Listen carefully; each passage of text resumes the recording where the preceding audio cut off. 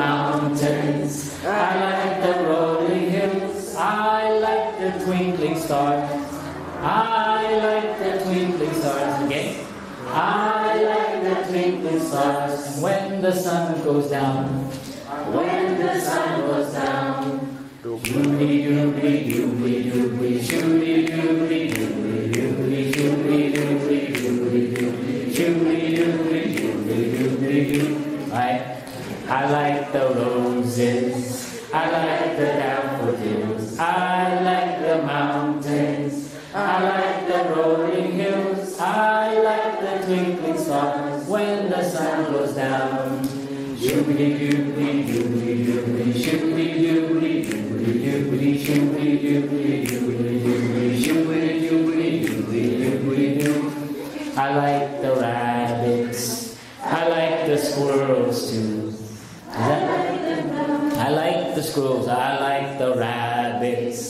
I like the squirrels too. I like the bluebirds. I like the roaming moose. Roaming moose. You have your antlers, right? I like the rabbits. I like the squirrels too. I like the bluebirds. I like the roaming moose. I like all animals like me. I like all animals. I like all animals like me. Doobly doobly doobly doobly doobly doobly doobly doobly doobly doobly doobly doobly. That's a cow. You know Italy? You know the country Italy? Yeah? What is it? I like spaghetti too. I like my cafe and one gelato scoop. I like all Italy like me.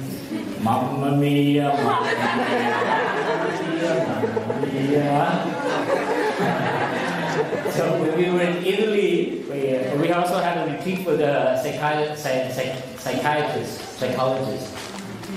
And they love us so much, they feed us all their good food with very cheese and butter and egg and ice cream, lots of ice cream.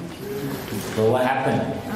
At night time, all the brother and sister, because normally we do not eat so much rich food in the monastery. So we made that song to offer to the Italian community. They loved it, you know, especially mom. Us to come back to our breathing. Close our eyes. Every time we hear the bell, in here or outside, we stop. We stop what we're doing. We stop our talking and just come back to our inner self, our island inside. And check in. Anybody home? Where am I? Where's my mind? Where's my thinking? How am I feeling? Every time you hear the bell, it's like someone knocking on your door. Knock, knock. Anybody home? So every time you hear the bell, you ask. You stop, close your eyes, and say, anybody home? Yes, I'm home. How am I at home? How am I feeling? Do I feel nervous, anxious? You should know how you're feeling right now. Feeling calm, feeling anxious, restless.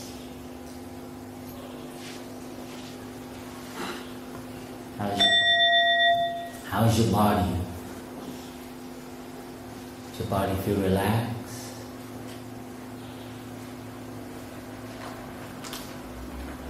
Breathing in.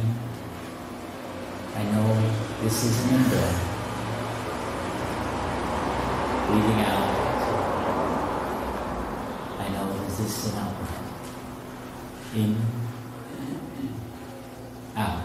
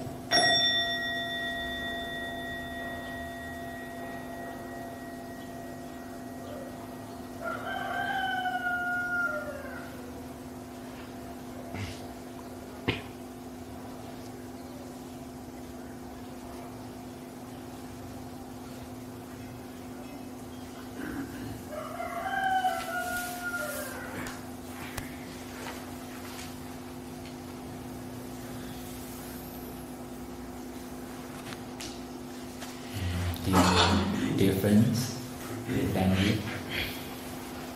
Today is January something, 20 what? 22. It's 22.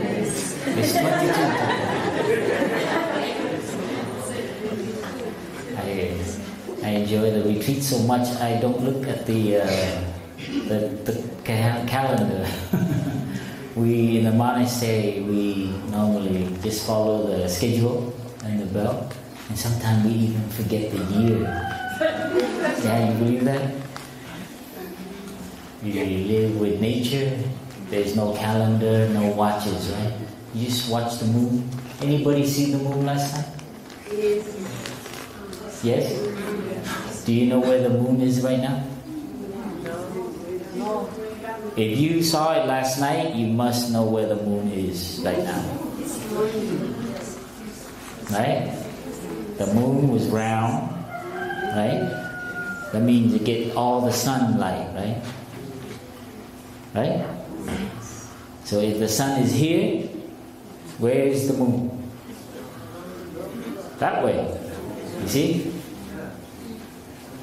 This morning the moon was there and the sun was here. See, the sun go up, the moon go down. Because it's full right now. It's on the full moon phase, right? If you live in rhythm with nature, then you will be aware of many wonderful things. You know that you're sitting on a planet. If you're mindful,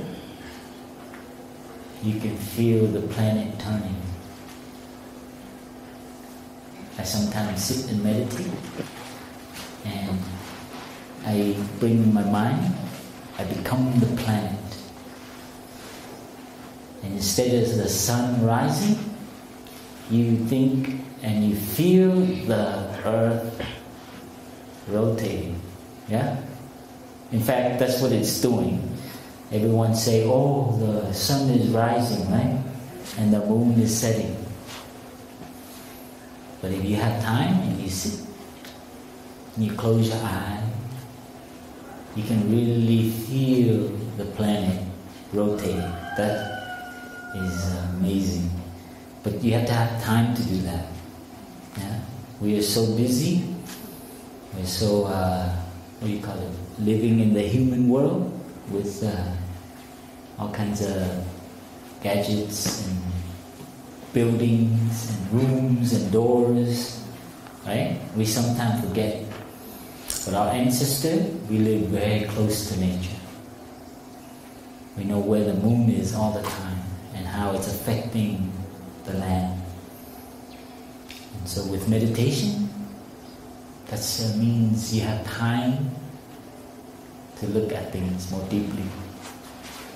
So the practice of mindfulness, practice of meditation helps us look at things, helps us stop, and it helps us look at things. That's all it is. It's not anything mystical or religious about it. It's something we all can benefit from. Our culture, our society now, we are so we think too much, and we lose how to feel, how to be with something. Yeah, some of us we lost touch with our body. We don't know how to be in our body. So the practice of mindfulness helps us come back to our body, come back to our feelings. So what you're learning here, the retreat, is very unlike a lot of the conferences. How many of you go to conferences for teachers and workshops and things? Yeah? They're wonderful. There's a lot of things you can learn. And the same thing with here, except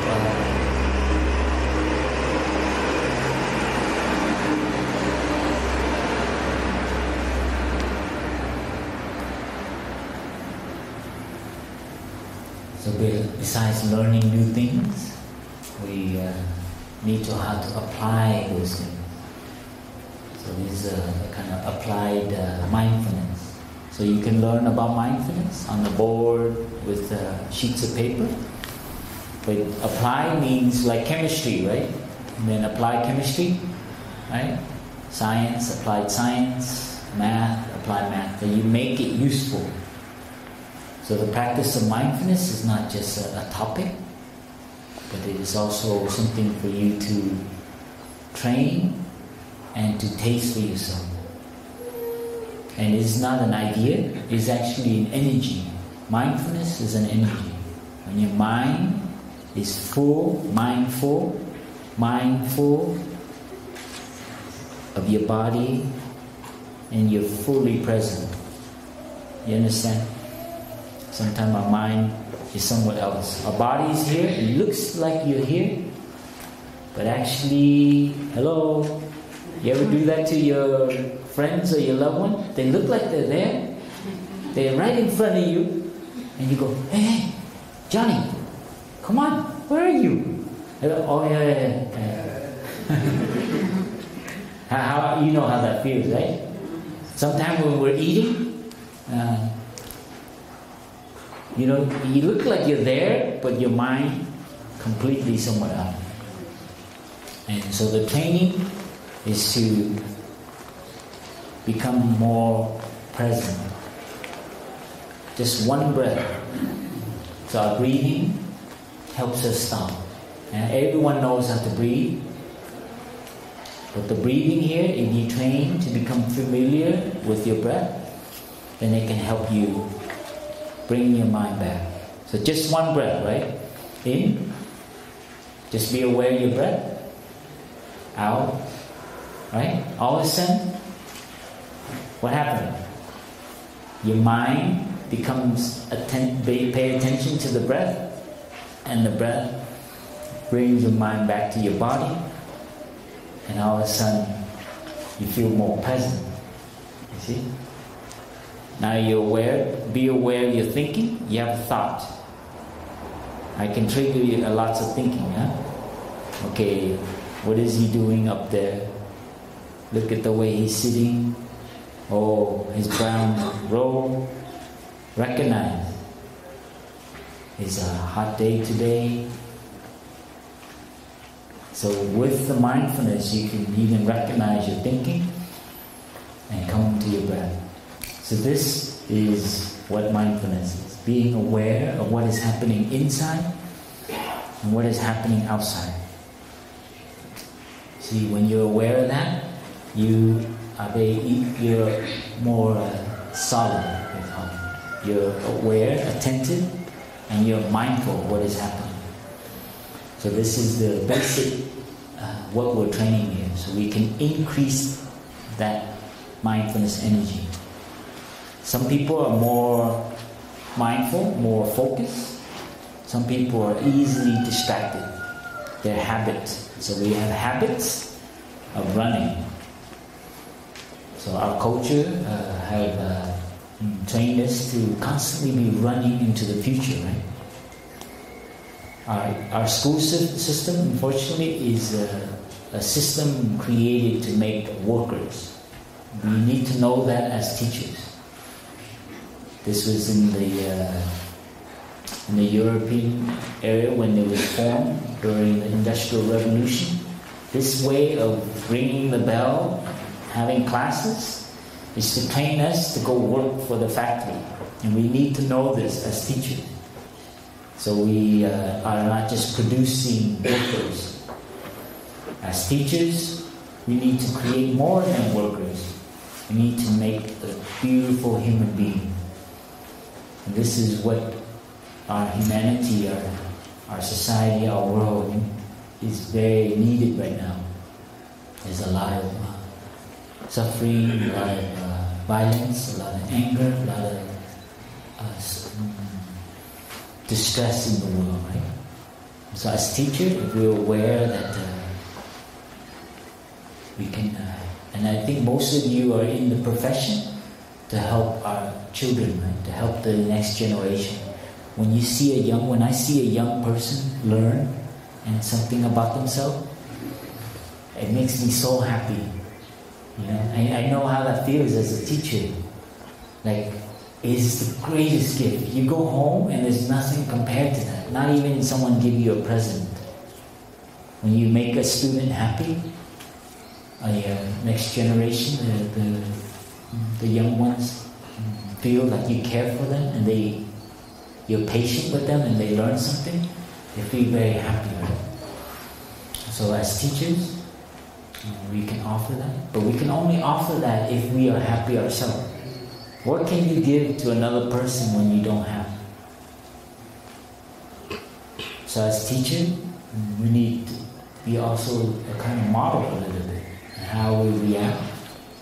So the mindfulness training is very helpful for the teacher.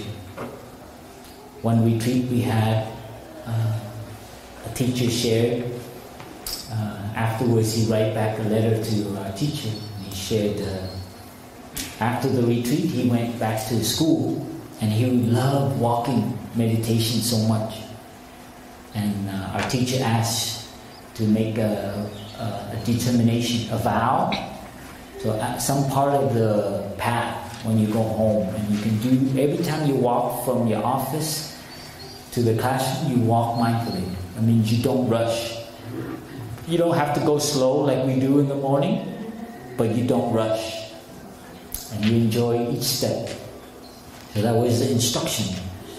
So the professor, the teacher, said that from the gate to his class is too far, so he only chose from the door to his desk in the classroom. From the door of his classroom to the desk. So that was his, when he walked in his classroom, he will walk mindfully. So the first day of the class he wrote, and he walked from his door one step at a time, enjoying his step. And normally his class is very noisy. And he shared with us, usually he comes in before the retreat, he comes in, he's like, "Stop, everyone!" He yelled. And it takes a long time for him to get everyone settled. But this time, after the retreat, he come home, and the classroom very loud. And all of a sudden, everyone turned to the front. And he's not, like the way we walk, even slower. One step, one breath. And everyone go look at him. He shared with us a story, and he sit down, he open, and he doesn't look at the classroom. And all the children will say, "Mr. Brady, what happened to you?" "I'm just enjoying my breathing." "What do you mean? Are you okay?" I'm like, "No, I'm okay. I'm just enjoying my footstep when I walk in." It's like, "Wow, what happened to you?" Because he speak very gently. That's what he said. He said they were surprised because he speak very gently. Normally he's yelling, but because they all quiet down, he doesn't have to yell. So they thought, "What happened to you? How come you're not yelling at us?" What a lovely story. It's very lovely. You see that the teacher there, just doing that simple, and he did that every day. And Thay would share with us, the teacher would write many more letters. And it goes on, the story.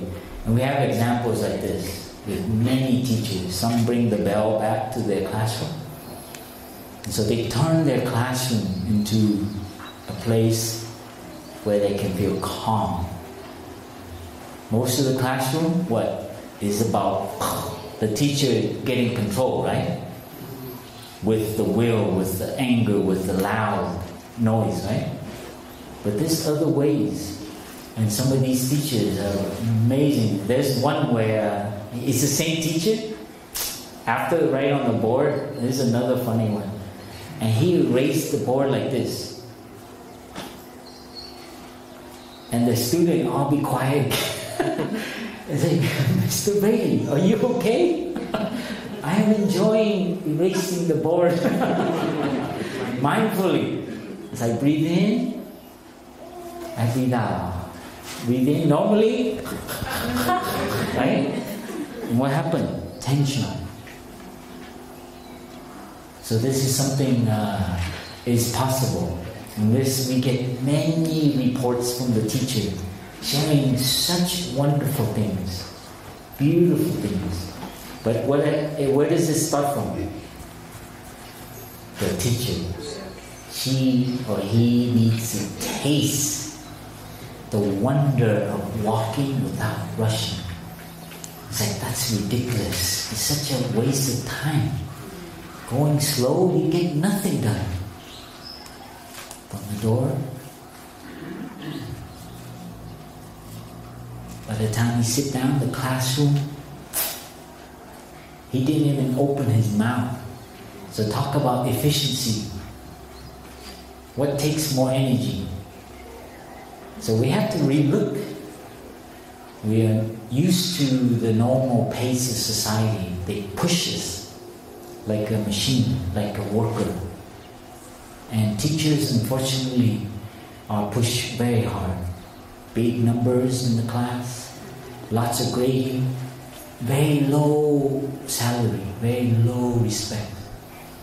And this is something, we need to change as a society. Teachers they affect the next generation so much. If you think about it, they spend more time with teachers in their formative years than they do with their parents.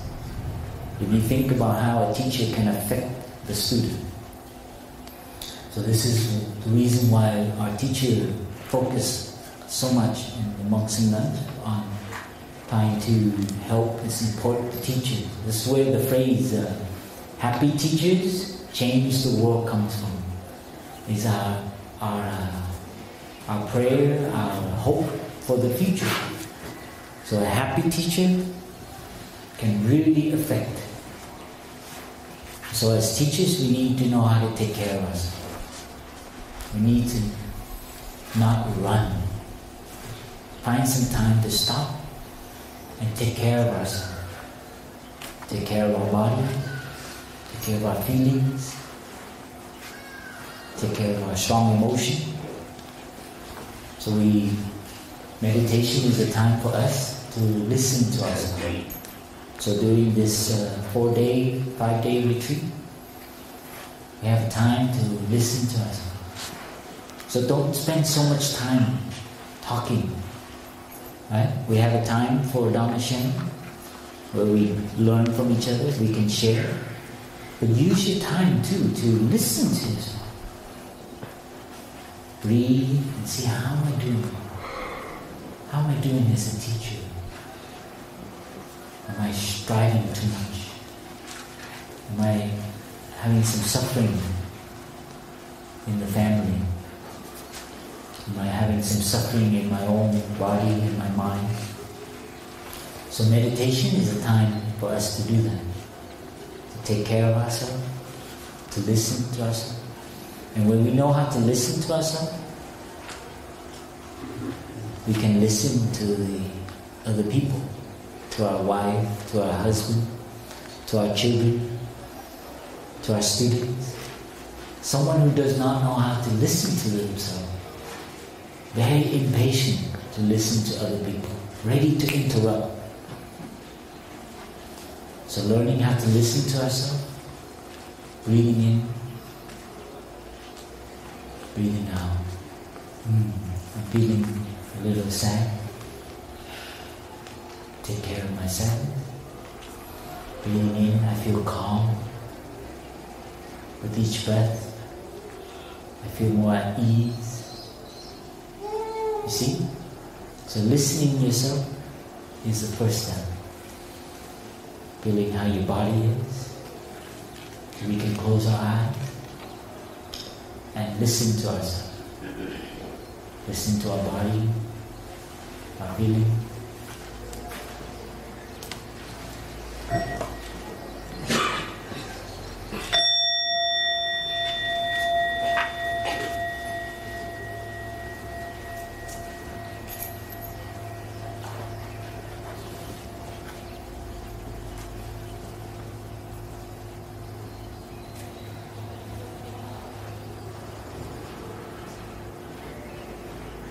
when I was a young man, before I become a monk, before I learned how to practice mindfulness, I had a lot of suffering, a lot of anger issue, a lot of looked like I was a good student. I was doing very hard work, but I remember one time feeling so angry.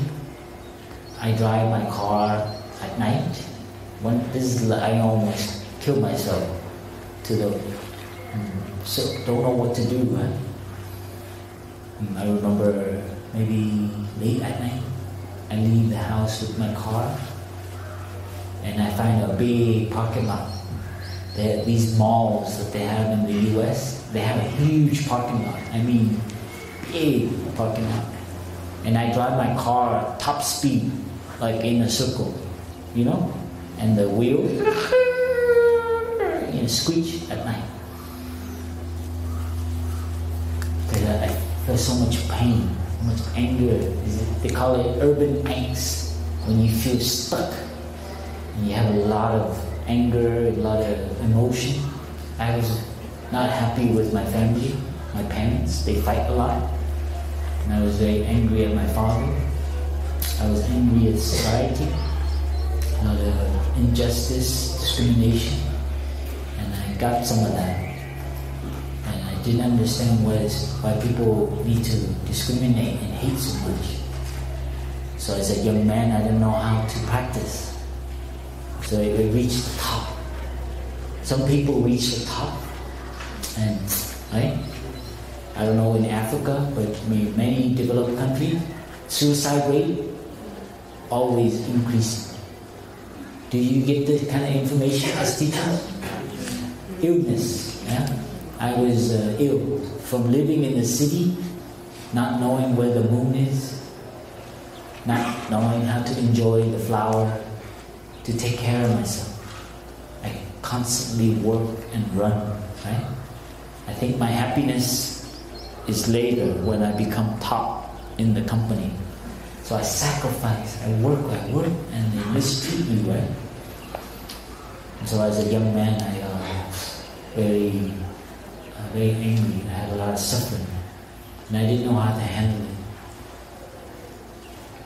And so slowly I came across my teacher in the practice of mindfulness. I learned how to stop.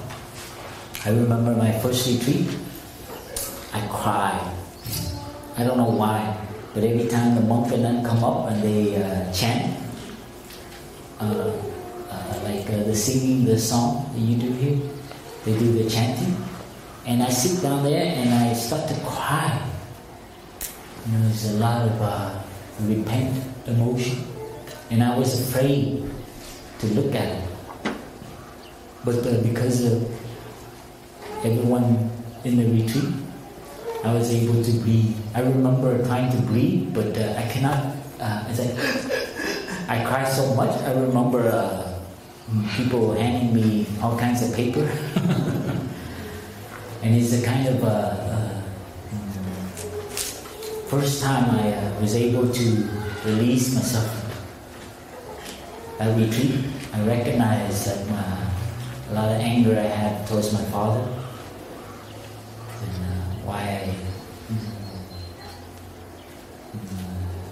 Why I do that to myself. I begin to learn how to be with my suffering. And that was the beginning of a healing for me. No one ever told me how to do that. So when we breathe and we have a strong emotion, we learn belly breathing. So I learned about belly breathing. When you breathe in, your belly rises. And I remember the first time learning that. It helped me just to be with myself. And I began to see why I suffered.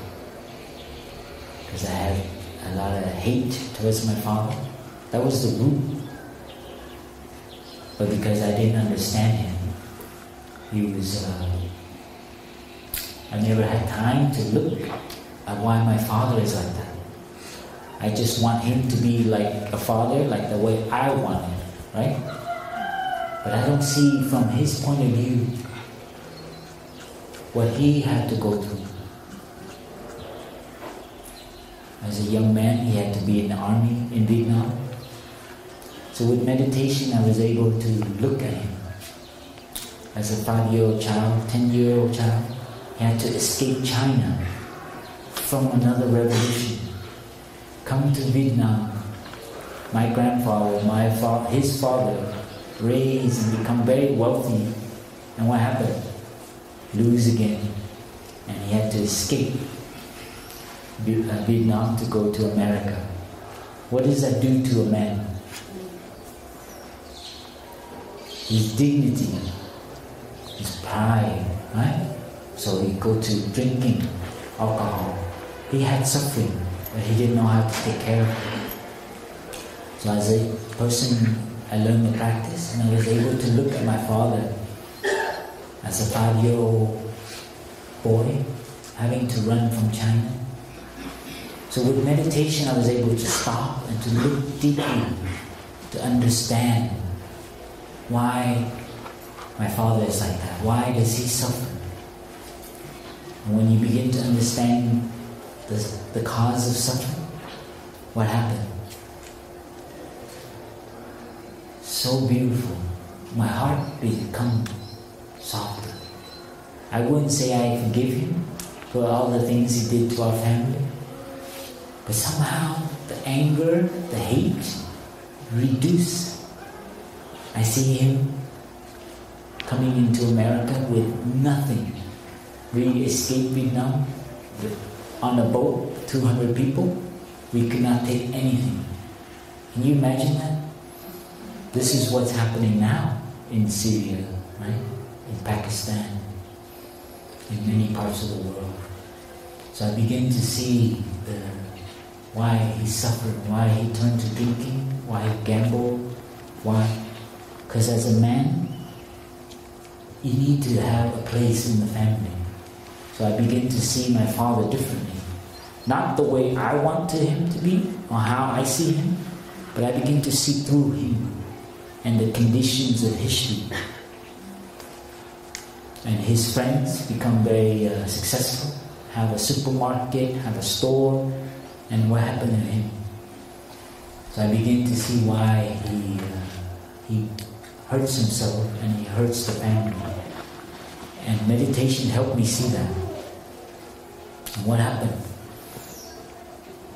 I wouldn't say love, I would say just kindness. I learned to see my father differently. And this was the beginning of my journey to learn more about myself.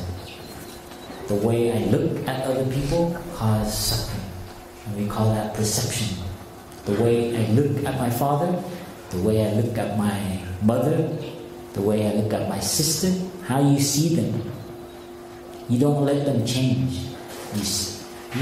Our perception, we keep people in a box. That's what I did to my father. And same thing, I do that with myself. I put myself in a box, and that was my suffering. As a young man, I was very wanting to be the best, right? To be famous architect, to always compete, become very selfish. So I have this idea about myself, and so I also suffered because I became very selfish. And the person who's selfish, their spiritual, their heart does not get nourished. You see, you look around, people who get a lot, selfish, they're actually very insecure.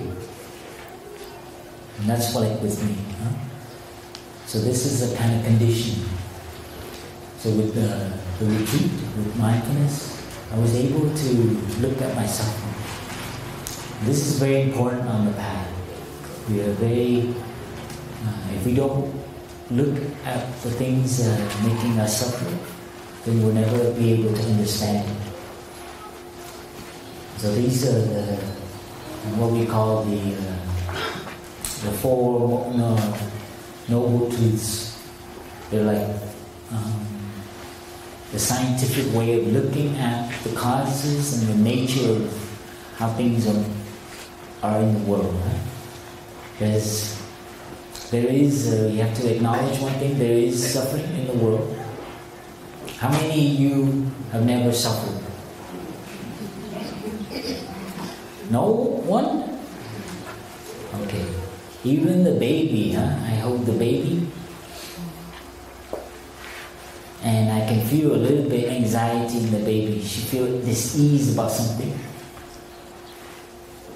You hold the baby long enough and you can feel something very interesting from the parents or the society or something. So these four, what do you call it? They're not truths in terms of like absolute truths, but they're truths in terms of ways to help us look at things. And the first one is that we have to acknowledge that there is suffering. There is, this much, or this much, there is.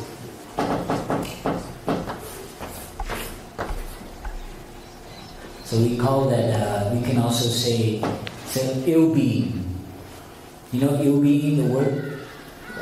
Ill being and well being? Yes. Yes. So ill being is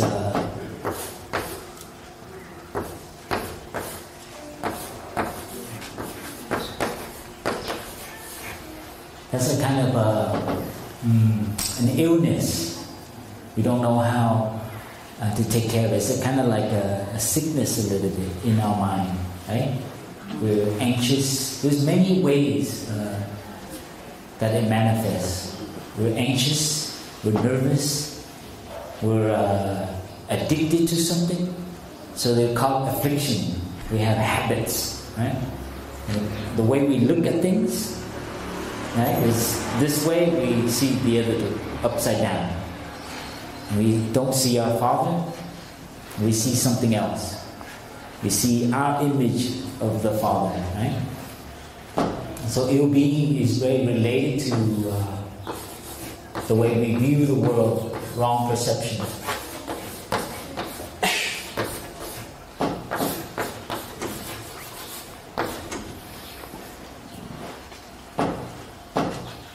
Most of the time we look at something and we really don't see it, but we only see what is in our mind. We look at someone we know especially, like our sister or brother or friend. Sometimes we really don't see them. We just see, okay. It's just an image. Is that clear? Like you see your friend and immediately, that's Tom. He's like that, or he's like this, he's very impatient. He annoys me a lot, so I have to be careful. You see? He hasn't opened his mouth, but you already have something. It's like me and my father. Sometimes I'm doing my homework and my father come home. He closes the door, he says something to my mother. I am upstairs doing my homework and I get distracted. I cannot do my homework because I hear his voice and you see? Wrong perception. That is, you see the world based on your just your image and your ideas inside. This is we need to understand this. So that's the second part. Is so long since we get to do this. I think it's maybe almost 25, 30 years. This is a happy moment to write on a blackboard. The age of smartphones and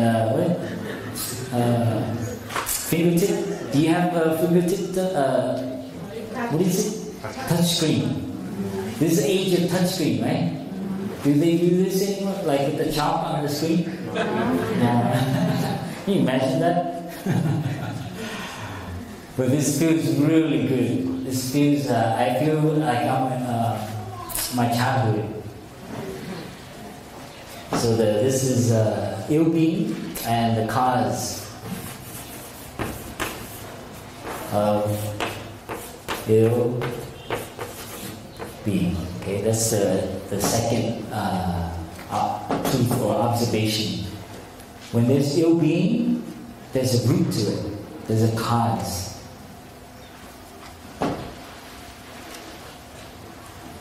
I suffer because the way I look at my father, the suffering, the hate I had towards him, is because, what is the root? It's how I view him, right? I don't understand him. Therefore, I have ill will. You know that one? Ill will.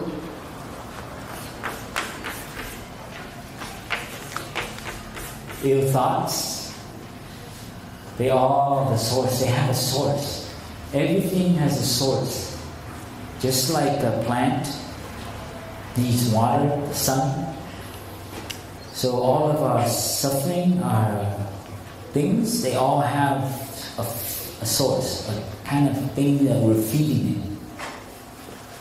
So in a way, your thoughts is like you feed it.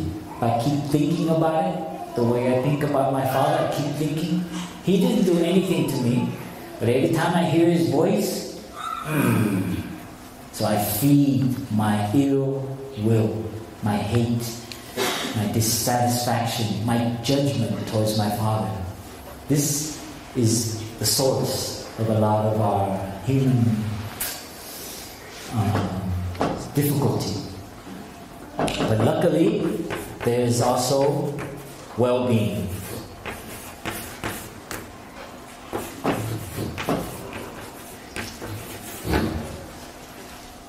And this comes from having right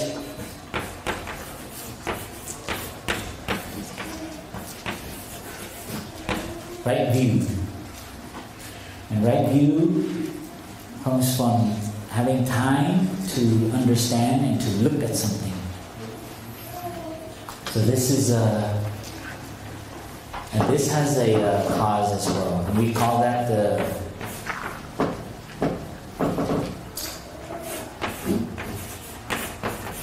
path of well-being, or the cause. It could be cause here, or it could be path up here. Can you see that? Can you see back there? Yes. Oh, good. It's beautiful. I'm really enjoying the chalk. In Vietnam, there's a beautiful song about chalk. In Vietnam, you know, the way they look at teachers is the top in society. It's not the lawyer. It's not the doctor. Or the doctor maybe, because you need them. But the teacher have a lot of, the parents of the children, on the day they have a National Teachers Day, the parent take the children to the house of the teacher and offer a gift. And they say thank you to the teacher. Wow. I don't know if they still do that.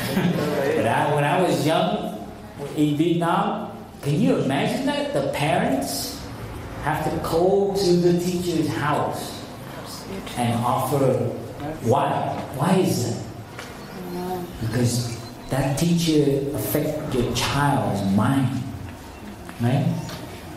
It's incredible, huh? Well, anyway, the song expresses that. When the teacher is up on the board teaching, a little of the chalk, this white stuff, lands on his hair. Yeah? And it makes him a little even older. Right? I forget the words. Come on, Sister Tawny River, help me. And every time he's up there teaching the lesson, he's also growing older. So this is a student already grown up and has children, and he remembers the love of his teacher, how much he or she loved him by teaching him and being patient to him, that his hair is white as the chalk, right? And she remembers And that's the song. Is that right? Yes. In Vietnamese, I'm trying to translate. This is a beautiful song. And one time we were in Vietnam, a group of us like this, and we had a retreat for teachers like this. And my brother played the guitar and we sang this song to the teachers. Half of the room cried.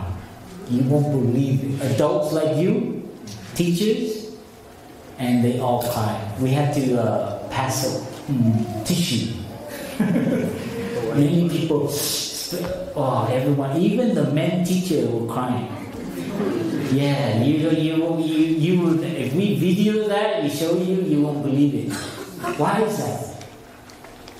Because there's love, right? In the teacher, there's love. And when the song expressed the gratitude about the teacher, that means they feel finally somebody understand how much I love my student. You see? And they cry. Wow, I remember that moment. It was a very, I will never forget. Because that's exactly what teachers are. They share their love to the student. And the student expressed that to, I know you love me. I know how much you sacrifice for me. The teacher feels very understood. Right? Beautiful. Sorry, I got tangent there. Get a little sentimental. Please listen to the sound of the bell. And before we leave, try to close your eyes and visualize a teacher that showed her love, his love towards you. It could be your parents, it could be someone in the neighborhood, someone in your school. See them. See them there, how much they love.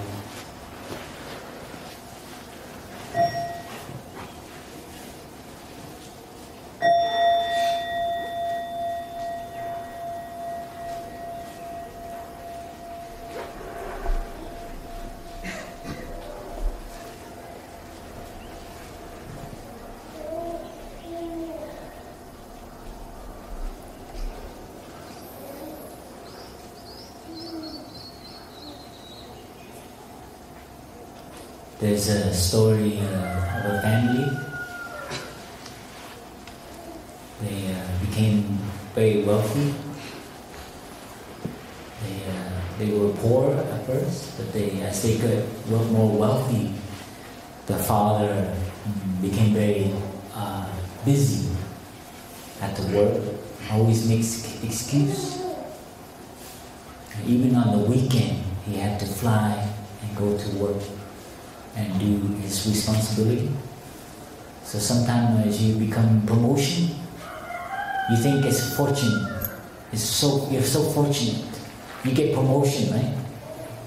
But it means more of your time. Time for yourself, time for your family, time for taking care of yourself.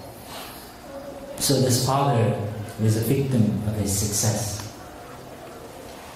He slowly did not have time anymore for his family. One time his daughter got sick and he could not come back to the hospital to visit his daughter. The mother called him and said, "John, we need you now. The daughter he's too busy. He's in another part of the country, cannot come home." How does the family feel? And when Christmas time comes, and he asks his son, "What would you like?" He can buy his son anything, like motorcycle or everything, right?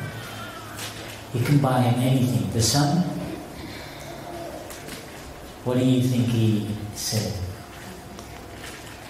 He said, "Father, what I want most from you is your presence. I want you to be home."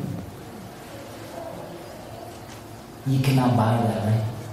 He can give anything to his child, but what does the child ask? That is what this is all about.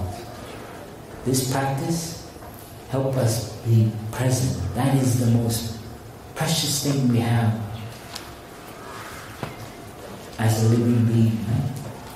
If you're not present to life, you think you're going to live forever? You've been given this gift from God, from the cosmos. So precious to be alive, right? How about your family? What is the best thing you can give them? But in order to give your true presence, we need to know how to be present for ourselves. We have so much suffering that we don't know how to be with it. So within a retreat like this, we can learn how to stop, to be present for ourselves. Whether that's well-being, happiness, peace, calm, or a little suffering, something we've been running away from. And it's very scary, but with the group, with the collective, with the energy, with each breath, we can learn how to be with the baby crying. Right? Each one of us have a little bit. I still have some pain from my society, from Vietnam, from my family upbringing, and I see it still. It hasn't completely transformed, but it's there. But it's also a source of my happiness. So, ill-being and well-being, happiness and suffering, they go together. One is a condition for the other. It's like the left and the right. There isn't a place where you can completely get rid of suffering and have only happiness. It's like keep removing the right side. What happened? You keep removing, and in order for the right to be, the left need to be. Right? It's like this sheet of paper. Right? If I can cut this and just take away this half, it's not, they happen at the same time. So the same thing we need to relook. We need to correct our view about suffering and happiness. Have you ever been hungry? Yeah. If you've been hungry, you know the joy, the happiness of eating, right? You think someone who's never been hungry, is very different. In fact, the more you do, actually your happiness, you just stay the same or go even down. You begin to not appreciate things. So don't think having more is better. And this is over and over I see in my life. Like the more, I remember having a few t-shirts. I had 3 t-shirts and they get worn. And I remember someone offered to the monastery many t-shirts, and I take a few, so I have about maybe 6-7 t-shirts. And you begin to appreciate it. But when I only had 3 t-shirts, it was like, you fold it very, because you somehow, you don't have a lot of it, so you really value it. But the more, if I have 20 t-shirts, what happened? This is how the mind works. So our suffering is very... Do you ever have this one, I had also a moment in the shower. When I take a shower, the soap? Have you ever gotten to just a little bit soap in the shower left? And you have to try to not lose it? And you have to clean your whole body? Oh my God. It's so precious. It falls on the ground and you're like, oh yeah. It's like amazing, right? Do you remember that moment? Mm-hmm. You feel so happy. Gosh. I mean, you don't want to be stuck in there like half, So you use it so sparingly. you really take care not to waste it, right? And I remember one time I was in the bathroom and there was a little soap left, and it's not even a shape. It's like, it looks like someone picked it up, and it's just a little bit stuck on the thing. You know, the soap got wet and it looks funny shape. It looks like people's fingers. I think you know this, right? Because I see we use soap still here, right? And then someone put a new bar of soap next to it. And I'll never forget that moment when I look at the soap.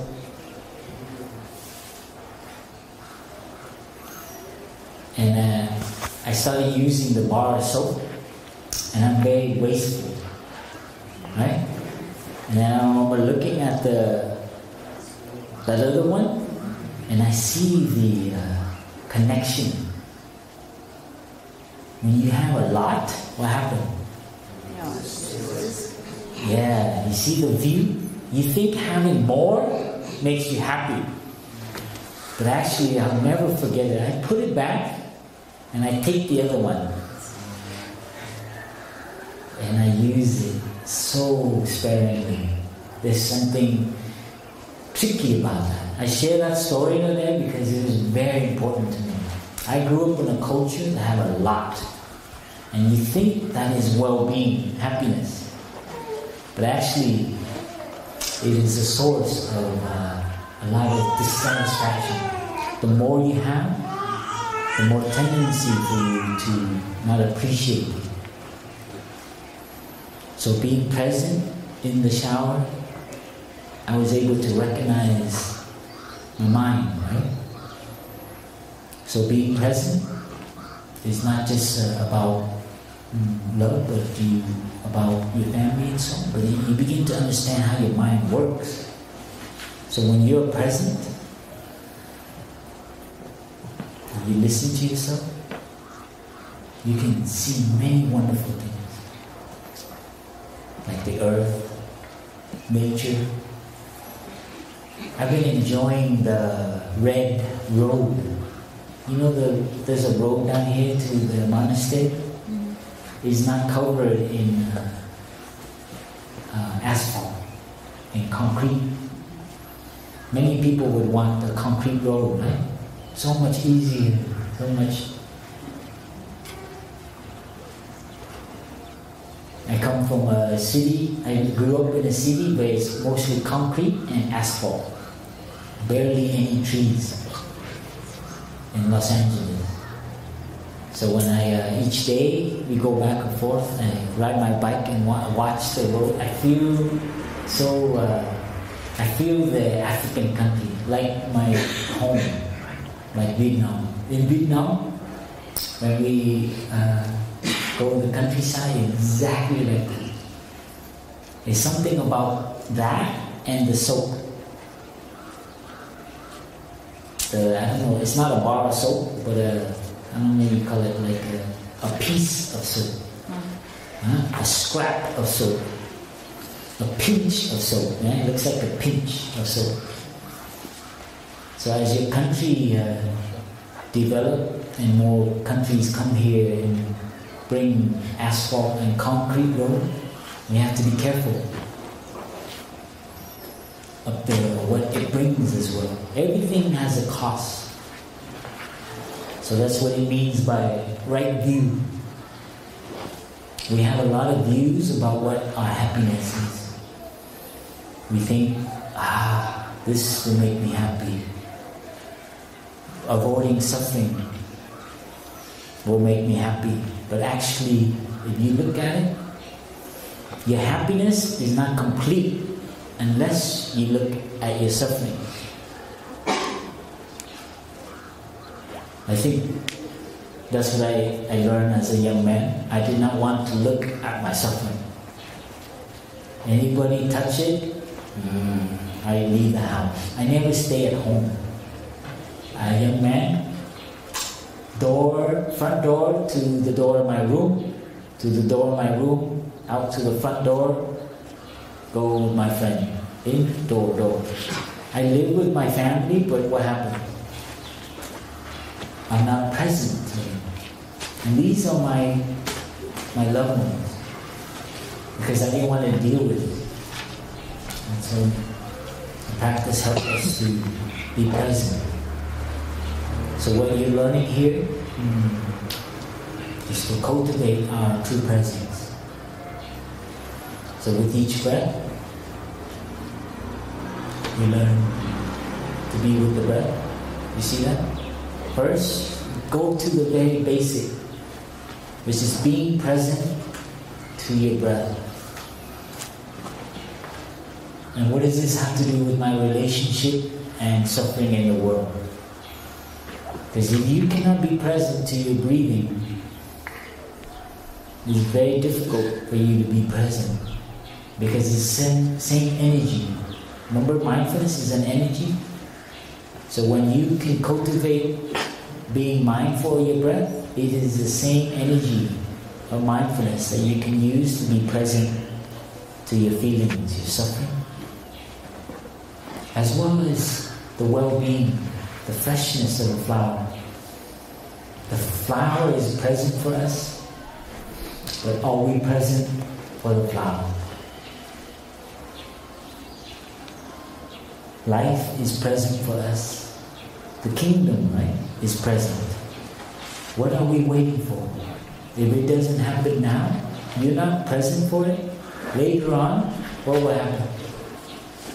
The same. So our training is to be present. This beautiful pattern we enjoy with our eyes. Do the African have clothing with this pattern? I'm sure this is a very something we recognize. The African culture is so vibrant, alive. Huh? As you become more developed and other countries come, you will become black, grey and white. This is what I see in India, you know. In the city where a lot of rich people come and everything, the color of the native people of India lose. You know? I know it's only a thing, but this is something very happening a lot in the world. We lose a little bit of we become a little grayer, a little bit more robotic, huh? More organized, more good society, but we lose the life. This is what's happening. This is why in the developed countries, a lot of illness, a lot of ill-being. And we need to learn this as teachers, and we need to transmit this to our students so they will not be fooled away by what is to mix one path to the other, path to ill-being, path to suffering, and the path of happiness, of peace. So what we're training here, and we hope you continue, is to cultivate being present. Mindfulness is an energy that helps us cultivate our presence. Okay? And I think, do you have this in the Catholic words? Being present, the presence of God, right?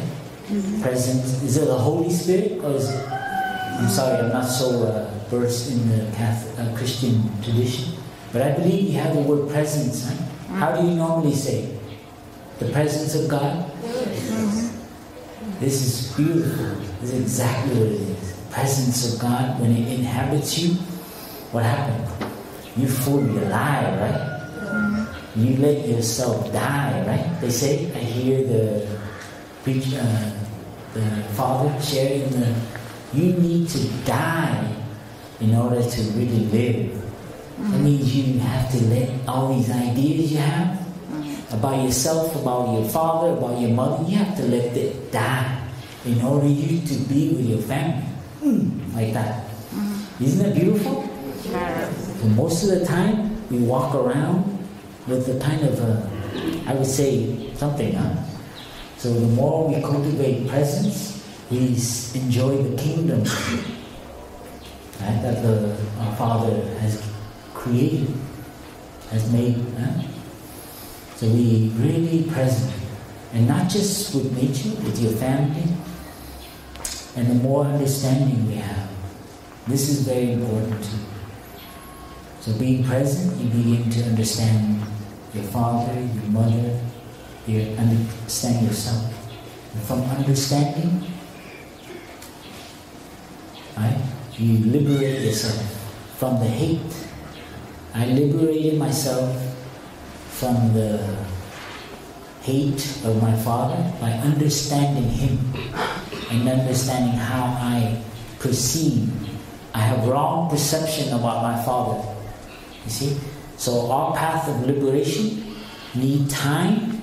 Meditation, the practice, is to help us have time to cultivate presence. And when we are present, we can look at things. I'm trying to share with you what this all relates to what we're doing here in this 4 or 5 days. When you have presence, you look at things more clearly. And when you have understanding, it is the greatest gift, called insight. So they have mindfulness, concentration, and insight. Those 3 energy is sometimes our teacher equivalent makes it equate to the Holy Spirit. The mindfulness energy, our teachers kind of like merged, connected with the Holy Spirit in your tradition. When that Holy Spirit inhabits you, what happens? You're more alive, you're more concentrated, and you see what is happening. You don't get fooled by the things they promise you. This is the practice. So when we eat, normally we think food, we bought it, we own it, it's just there.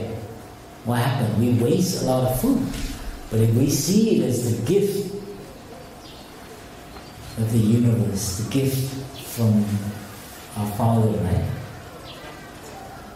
The gift of being alive because of this food. You see the soul? You see how it relates to the soul? The more food you have, what happened? You only eat, you get full because you eat so fast, and what happens to the rest of the food? Remember the soul. And so what happened? Our happiness of feeling that we have food diminishes. But you know how many people go hungry in 1 hour? This crazy number, huh? In this very country, in Vietnam, in India. So you see the relationship between well-being and ill-being. Our culture is being the African culture. In many developing countries, we used to have less, but we have more time with our family. I'm pretty sure it's the same here. In Vietnam, same thing. If more things are coming, like the bar of soap, very wasteful. And what happened? Get another one. Get another one. And slowly our happiness, and we become depressed. We don't know why we do what we do. This is the illness of developed countries. No longer, they have everything. But why are the most rich people jumping out of buildings? They have everything. Millions of dollars, but they lose a few million and they jump off a building. I mean, like, why is that? Because they have too many soap. So it's not about the amount of soap, but it's how you use it. That is right view. And you need time to look at this and not be fooled by other people. So as teachers, we need to do this ourselves, and then we can share this. So don't just teach math. You need to teach with your being. You have to be a happy teacher. A clear-minded teacher knows how to take care of yourself. And when the student get you upset, You take a breath. Right? You breathe. You recognize, okay, I'm really angry right now. Some of you are misbehaving. Can you imagine the teacher doing that? The students are wondering why my teacher is not reacting. I'm really bugging him. The teacher is just stop, breathe. And the teacher say, you guys are making me angry and I'm suffering. And I want you to let you guys know that. And it hurts. That would take a lot of practice. But usually with the teacher, we're very proud. Right? I'm not angry. Get out of my classroom. Or even, right? Pride is huge. It's a human kind of illness. But imagine the teacher tells the student, you know, I'm really suffering right now. You guys are making me really angry. I'm losing it. And it hurts. And I want you to know that.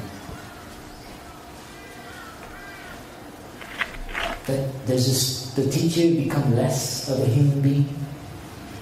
Does the teacher lose any respect by saying that? No. He's very powerful. And this teachers have done. And I have done that with when I take a children program. It's beautiful. The children look at you very differently. Because normally at home and their parents, this is exactly what they get. And the teacher can do that because the teacher has listened to her own suffering. Right? And the teacher can take care of herself. The teacher does not react, does not get angry. The teacher knows how to take care of her emotion, his emotion, and therefore can listen to the suffering of their student. You can only do that if you know how to do this.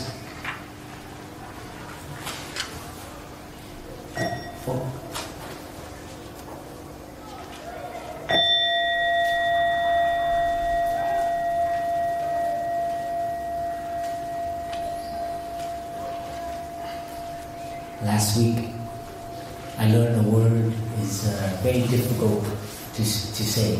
Is Okweri Chiliza. See? Okweri Chiliza. Okweru Chiliza. Okweru Chiliza. Okweru Chiliza. Anybody shrink it for me yet? You cannot shrink that word? No? It can't be that long, huh? Okweri Chiliza. And you know what the symbol is? The symbol is you close your eyes and you close your ear, but the hand right here will not last very long, so you can put it here. You see meditation? And when you can do Okweri Chiliza, I don't know if there's a word for listening to the other person, but you can do this. The other one come very natural. You understand? Not just for your student, for your wife, for your husband, for all your loved ones, for strangers that you meet. I love African people. They look at you, you know. Some country in Europe, you go, nobody look at you. Yeah? And not only that, they look at you and they show you all their teeth. It's so beautiful. I ride my bike around just to see what happened. And maybe because I look strange, so I think probably because I look strange. But I think there's something about your culture that you need to protect. And as I call it last week, I call it the naturalness. You're still like, you know, still natural, not plastic, huh? You know, I say real flower, plastic flower. What do you want? One is easy to take care of. You never have to take care of it. You just have to clean the dust But that's the kind of happiness you have. Plastic lasts forever. Never have to take care of it. What do you want? So Africa to me is not plastic. This is, I speak from my heart, from traveling so far. And, maybe I haven't seen another part of Africa. Maybe you are the best coming here to the retreat. But we feel very blessed to be in this land, very, very spiritual, very ancestral. My brother and I, we walk and we meet a young girl, and she reacts to us, and we're strangers, we get lost. We end up in the countryside there, and we ask for her direction, and she said, you can go that way, you can go that way.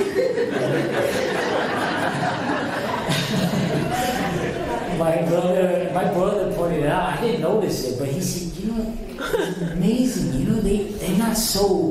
They're so helpful, but they don't really want. They just leave you alone. You can do whatever you want. And this is not that was the first time. Then we met another man again. We asked for help, and he's saying, "Wait, they're not so. They're not. In your face. Like is there something very deep, ancestral about your culture? Anyway, this is just tourists. I come here for 2-3 weeks, so it's very superficial. But so far, what we touch, very, very. So this practice, I think it will be very easy for you to be present. But I think the anger, so we need to take care of our emotion and your pride. Don't let your pride. So remember, I had pride with my father. I lowered my pride. And I talked to my father. And I remember the first time I talked to him, he cried. I said I'm sorry to him. I didn't tell him I love him yet, because I think that will give him it will be crazy. Chinese men, they don't deal with feelings. Do you think African men deal with feelings? China men? No way. You say I love you to a Chinese father, he'd run out of the house. I'm not my father, but my father especially, because he had difficulty growing up. His father died early, but my father very difficult to deal with feelings. So the best thing I said to him is I'm sorry. In general, I didn't say what, but I think he knew. Because as a young man, I said many mean and hateful things towards my father. And that was my regret. Because I was very proud. I'm not going to get hurt. My father can't hurt me. And I realized that once I did that, I recognized my suffering, deal with my suffering, take care of it, reconcile with my father, then my happiness in other places grow. You see the relationship between suffering and happiness? It is very much the same. It's not like my father and I are buddy now. There's still stuff there. But every time I come home and visit, I make sure I let him know that I love him. Secretly. I don't tell him, but I know he likes peanuts, roasted. I roast fresh peanuts. I come home, I give him a box, and we sit there and we eat peanuts and watch television. So there's many ways to say I love you, especially to the father, without saying it. You see, that is saying I love you. I know you're there, and I watch these terrible news about China and everything with you, even though I don't like it. But I'll sit there and I'll watch it with you, just to be present with you and eat peanuts. You see? Once you understand, you know he only has maybe 15 more years, 10 more years to live. And when he's on his bedside in the hospital, I will hold his hand. I will bring some peanuts and go, Dad, it's not a peanut. I roasted for you. We're going to eat it forever. You see, I'm preparing for it. Because one day will come when he's in the hospital. And what are you going to say to your Father who gave you this life? I know he's not the perfect Father. He tried his best. He tried his best. If you're in his situation, escaping 2 wars, so I love him even though he had a lot of weakness. Alcohol, gambling, many things. But if I were to grow up like that, I would be the same. So I prepared, so when he's about to take his last breath, I will bring peanuts roasted and I will let him smell it. Because I know he loves peanuts. And I said, Dad, I'm going to eat it for you because you can't eat it now. You see? So please, life is so precious. We need more love. Our children, our students, they need more love. They don't need more knowledge. They don't need more soap, more success, more this, more that. They need more love. This is the illness of the developed countries. Very lonely. Yeah? Because everybody's trying to be successful. Too much talent, too much success, but not enough presence, not enough understanding. So please, we want to thank you for being teachers, and we'll continue. So remember, be present to your food, the stairway you walk down. Pick somewhere on this campus in the next 4 days as a place. Every time you walk, don't rush. You don't need to go slow, but don't rush. Walk and enjoy the kingdom. If you don't enjoy it now, you will never enjoy it later. It's the truth. If you don't train to enjoy this very present moment, the life you have, don't be too sure you will. The happiness is not somebody going to give you. Is you actually being present. Like the flower is present, but are we present for the flower? Ask yourself, our loved one, our family is there, present. Are we present for our family? Even if it's not perfect, even if there's 1 or 2 different disagreements, arguments, and so on. So we need to know to nourish too. Nourish our happiness, nourish our father, our mother, even though they're not perfect. Nourish our students. So we normally not just recognize the suffering, but we also have to see the goodness, the well-being. And the path of well-being is to take care of it, right? To be present to it and to take care of it. This is what basically a farmer does. Right? A farmer knows how to take the suffering, the compost, transform it into flowers and fruits, right? And when it's time for the flower and fruit to decompose, he or she knows how to recycle. You see the organic nature of suffering and happiness? So you're no longer afraid of suffering. So a practitioner knows how to take care of their suffering, and with a little bit of reflection, contemplation, they can transform their suffering into understanding, and then love, flower. And for me, this is the thing that helped me as a young person. And now this is what I go around sharing to other people, to young people. So thank you for being with us, and we'll continue to enjoy the retreat, to train, to apply everything you learn. So take some time off to be quiet and listen to yourself. And recognize your mind always looking out. Just come back. Take the few moments. Don't wait for us to lead the activity. You need to know how to do this now, while you're here, to come back to yourself. Because when you go home, very difficult, right? So you need to start to do it. So our 4 or 5 days here is to do that. When it's time to pray, be present. Don't just do it like a parrot, huh? Do it with your whole heart. So you nourish your love, your compassion, your connection.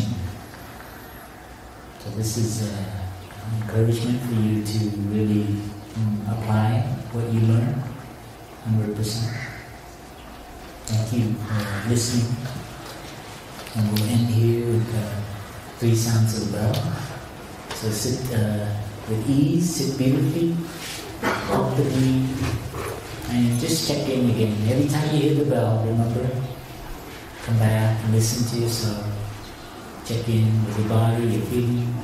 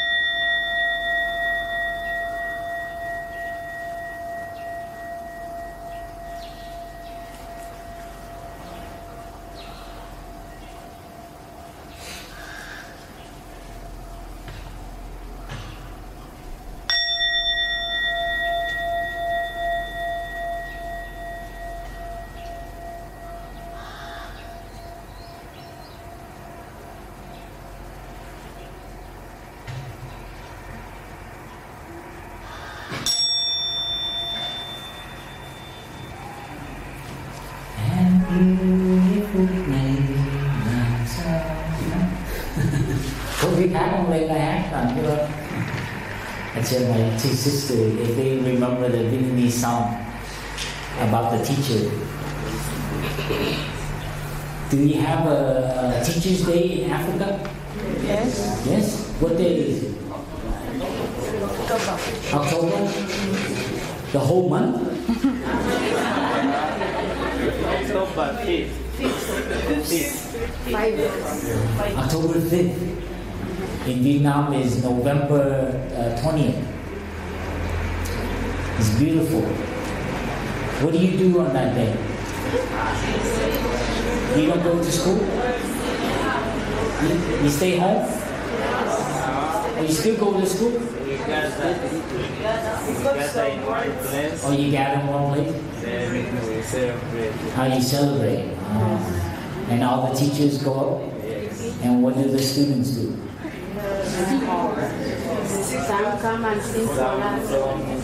They sing. Entertainment. Entertainment. Oh, wonderful. Is it to celebrate the teachers, huh? It's beautiful.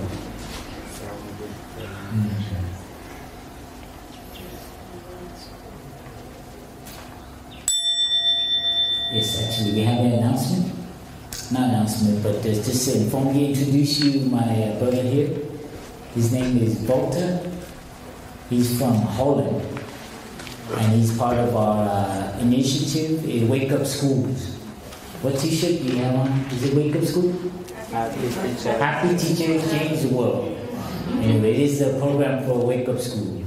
And our brother here is giving a lot of his time and energy to help us document as well as spread the word about mindfulness and education. So he follows us like all over the place, videoing and recording, interviewing teachers, happy teachers, and what the transformation they have. So during this retreat, he's going to be around recording. In fact, he will interview for those who have insight about themselves, their life, their teaching, their education, their student, or about education. Please, he would love to have your testimony or your sharing about your life. and how this retreat, how this practice is affecting you, and how you want to apply it. So, Brother Walter, you want to share anything about that? Dear friends, dear sisters and brothers, as Brother Phap Dung said, I'm from Holland. My name is Walter. It's the same as Walter in English or German. First, I want to say sorry for yesterday. I was filming the total relaxation and the camera fell down. I think the camera wanted to have total relaxation as well.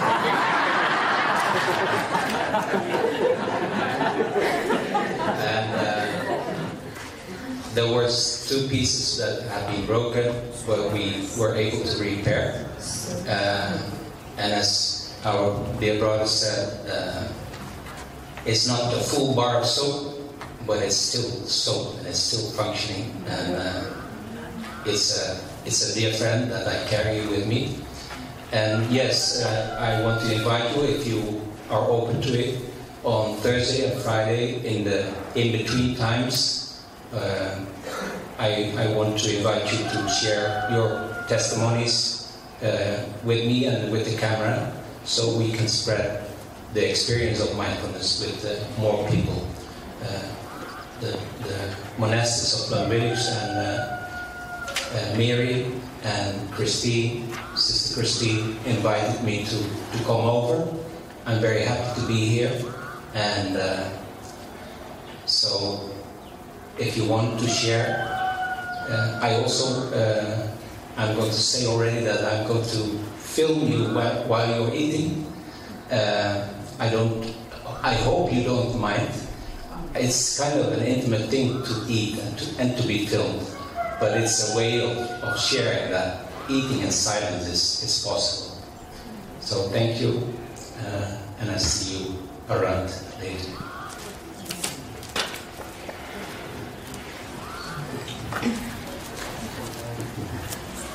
Good afternoon to everyone. I would like to acknowledge the presence of Father Richard among us.